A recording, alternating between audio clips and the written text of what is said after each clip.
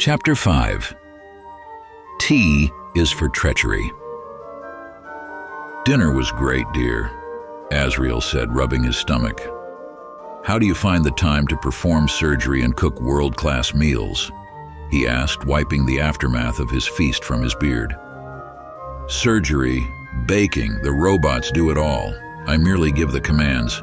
I appreciate your compliments, though," Sophia said with a warm smile. "How are you adjusting to the eye implant?" she asked. "Quite well, actually," he said, extending the telescoping robotic eye. "Which reminds me, we need to upgrade the dishwasher. There's bacteria all over the goldware," he said, holding up a solid gold fork. "There's bacteria everywhere. You know this." She rolled her eyes and sighed. "You did a bad thing today with that execution. It's one thing to attack people's racial and political ideologies. It's another to attack their faith," she reasoned. "I get it, racist evangelical extremists tried to kill you, and they killed a dear battle buddy of yours." She empathized. "These terrorists are also associated with white supremacy. Hence, you associate the entire religion with all of these things," Sophia said, leaning in. "My mother's a Christian. Would you kill her if she failed to renounce her faith?" she asked with grave concern. Azriel didn't reply, but the answer was yes. Even if she wasn't a Christian, Sophia's mother gave him more than enough grief to drive him to execute her. He didn't tell Sophia, though. "They have nukes," he whispered instead. "An attack is most likely imminent," he told her with a deep breath. "Wait, are you sure?" she asked, putting down her utensils. "Is this the attack you mentioned in the press conference?" she inquired.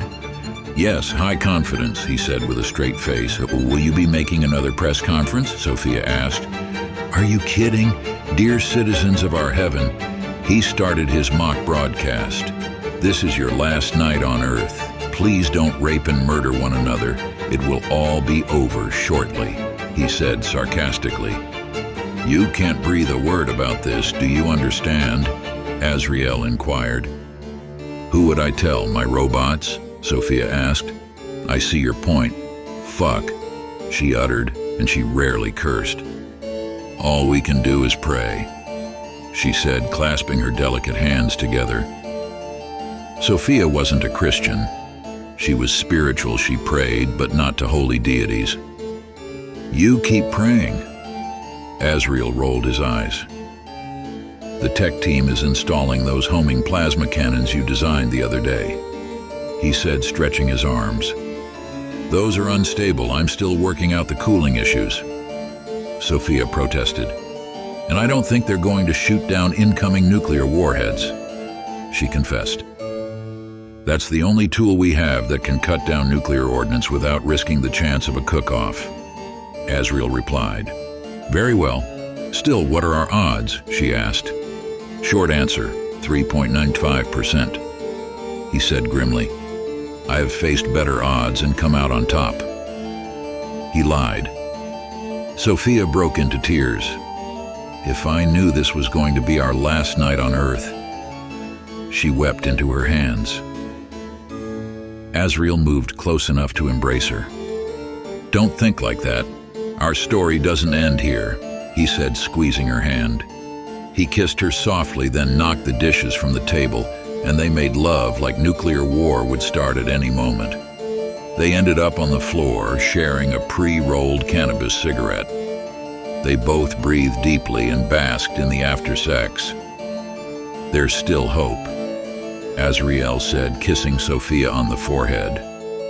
"Yes," Sophia agreed, "there's always hope," she said as the robot butler tended to the broken glass and dishes. "That means you have work to do," she said with lifted spirits. "So do I," she confessed to herself. "Pray for us," Azriel said, buckling his belt on his way out the door. Sophia smiled. He headed upstairs to his private study, the steeple of the building. He would meditate there and ponder a solution. The world was a speckled blue pearl from his viewpoint. The clouds swirled over the oceans below. He felt connected yet so distant from the planet. Earth glowed with an electric blue hue. No matter how many times he looked down on Earth, he was always astonished. Azriel gazed upon the planet and noted that somewhere below, an imminent threat was heading towards him. He lifted his gaze from the Earth to the dark horizon. There it is again, he thought as he adjusted his eye implant to look further out into space. He thought he saw something out there in the distance. "What is Azriel shouted as a monstrous face with several red eyes and rows of long teeth flashed into the view of his mechanical eye. He scanned the distance, but there was no trace. Must be my imagination, he concluded. He checked the time on his wrist computer, and it was 0001. The witching hour. What an appropriate time to strike. Azriel thought, maintaining his vigilance. His communication piece chirped. "Supreme Commander, I took the liberty to expedite the publication of the security report you requested, sir," Acting Lady Commander Higgs said. "Wonderful. Give me a synopsis of your findings." "How did we get hacked?" Azriel asked. "Well, we investigated the former LT commander and found she was having an intimate relationship with one of the shooters, Connor Saxton, killed in action. It's unknown if she helped the terrorist willingly or if Connor compromised her credentials. Still, we found she subscribes to several radical Christian podcasters. She has 3 Duke Pendigden audiobook, one entitled Will You Die for Yodova, another called The Behold the New World Order and The Rise of the Black Antichrist, in addition to a genuine leather Bible." She spoke. "Interesting," Azriel said. "Tell me more," he requested.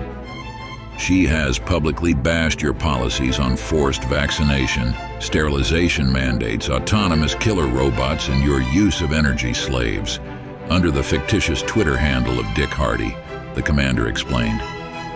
"She was trolling FWO policy?" he asked. "That doesn't make sense." Azriel replied, confused.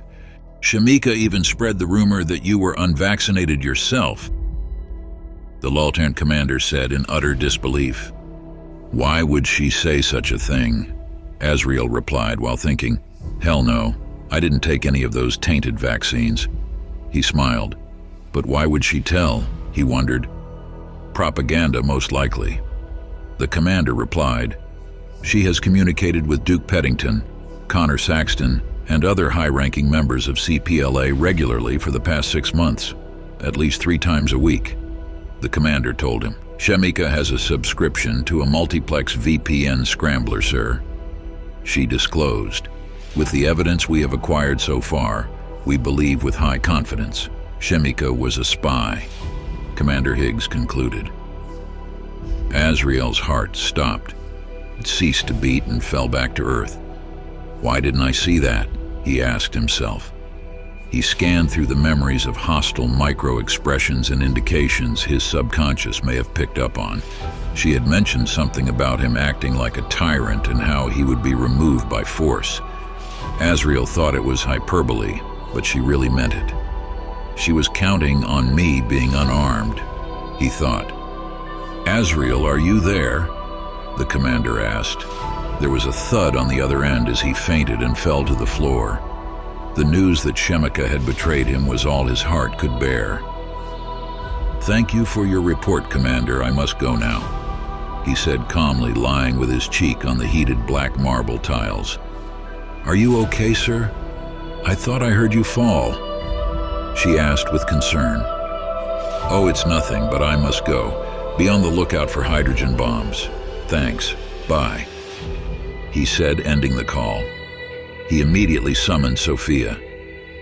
"I need your help again," he told her, still lying on the warmed marble floor. "What is it now?" she asked. "I think I'm having a heart attack," Azriel replied. "Stop messing around, I'm really in my flow right now," she said as she tinkered with a sophisticated circuit board. "No, seriously. My robot sled is transporting me to your location right now," he told her. "Azriel, life, limb, or eyesight, if these things are in jeopardy, You need to go to the ER, she insisted. Sophia, you're the best doctor I know and the only doctor I trust. Besides, you have that device where I can regulate my heart rate via Bluetooth interface, he replied. I'll prepare the surgery bay. Again. Sophia sighed. Azriel arrived through the automated double doors on a self-driving robotic sled. He was breathing but appeared pale in color. I need to run some tests. You'll feel a light prick, she said as the robot pulled blood from his right arm. The diagnostics were run shortly after. Yep, looks like a heart attack, but your ticker's still good, she said, patting him on the back. You're under a lot of stress, so I'm sure that could be a factor. I will attach the implant you request to regulate the stress, she advised. This is going to take about an hour and a 1/2. Let's pray they don't nuke us while you're in surgery, dear, Sophia said cheerfully. Thanks for your prayers, Sophia, but they may cost you your life in the future, Azriel said grimmily. What do you mean, she asked. I mean, Shemika was a fucking Christian spy. He struggled to growl. I don't know what makes me more upset, that I started a holy war to avenge her, or that I allowed myself to become so deeply infiltrated. He brushed his long locks out of his face and rested his hands on his head. I'm really sorry to hear that. You still can't allow this incident to cloud your judgment, Sophia said. The die is cast. We're balls deep in nuclear war, he said as the robot cut open his chest with a laser. Another robot arm was prying his ribs open. I don't know why you won't take the anesthetic, Sophia said. I like the pain and I have no time to be groggy, he said, glancing at his carbon black Yachtmaster Rolex watch. Besides, there's no blood with the laser cauterization. It's like getting a tattoo, he admitted. As much as I'd love to finish this discussion while staring at your beating heart, I have a lot of work to do, Sophia said, gesturing back to her tinkering table. What's that? Azriel stretched his neck to see. Something that may mitigate the blast, she explained. I've successfully crystallized plasma to form a force field, she said humbly. A plasma force field? He asked in disbelief. This is great news, Azriel said with growing excitement. Not quite, Sophia countered. I can't generate it to scale, she said with disappointment. How big can you get it? Azriel asked as a skinny robot arm grafted a golden microchip to his heart. He winced from the pain. The other robot arms began to close his wound. The size of this model, she said, holding up a $1 to $100,000 scale replica of our heaven. Can you shrink us? Azriel asked playfully. Sophia smiled. No, not yet. How do you feel? The chip looks like it's working optimally, she said. Great, this Zen mode is pretty cool, he said, referring to a mode that regulated his heart to a meditative state. You should try empathy next, Sophia teased. No, I'm good, he dismissed. Thanks again, sweetheart, he said, donning his polymer battlesuit. Wait, I have an update for that, she pointed to his suit. Try this. Sophia handed him a slim aluminum case. It has an extended battery life and a faster processor, dual built-in plasma blades, as well as a plasma cannon on the right hand and a plasma shield on the left. She explained, the plasma accessories are very energy demanding. There's a fail-safe hard-coded into the suite to prevent you from killing the battery. Please don't hack it. I was just getting ready to ask if I could override it, Azriel said with a smile. If you drain the battery, you'll be locked in the suit in paralysis. That is not the state you want to be in during battle, Azriel, Sophia warned. The suit is designed to balance the demand. If the battery's low, you can only use the plasma blade, or, she emphasized, or the plasma shield, not at the same time. When the battery is critical, it will automatically descale. she said, meaning the armor would fall off. Not much of an upgrade.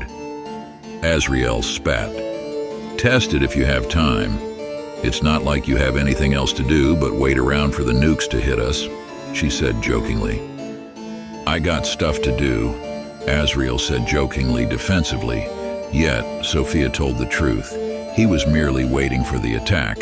He dispatched every bounty hunter in the FWO to search for Duke. He installed plasma cannons for aerial defense in addition to flying constant UAV patrols around our heaven. All he could do was wait. Do I really want to go through the grueling exercise of monthly FWO accounting reports when there's no tomorrow? Azriel thought. I'll schedule some time in the battle room regarding Op 4, he said, referring to robotic training opposing forces. Do you have anything in ninja? He asked, posing like a samurai. Sophia laughed. Yeah, but I don't want you to fight him, Sophia said seriously. Why, don't you trust the armor, or you think I'm going to break your precious ninja bot? Azriel challenged. A little of both, I suppose. She smiled. I'll take it easy on your ninja bot. He spoke.